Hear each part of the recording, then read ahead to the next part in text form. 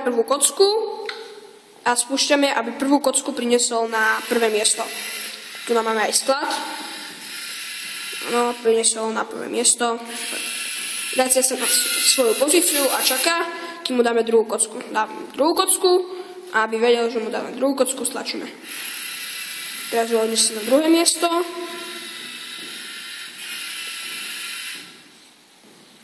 Výborne. Takisto s treťou kockou.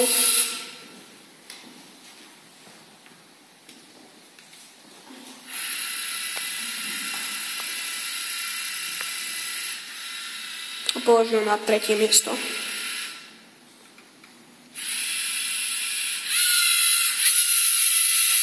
Teraz sa vráti zase na svoje miesto a teraz my mu môžeme určiť, ktorú kocku chceme vybrať, a to tak, že podľa toho, ktoré tlačidlo stlačíme. Keď stlačíme horné tretie, pravé je druhé a ľavé je prvé. Tak dáme napríklad druhú.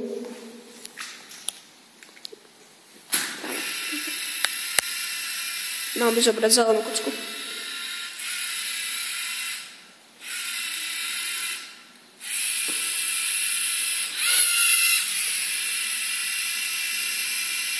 A je to tak! Super!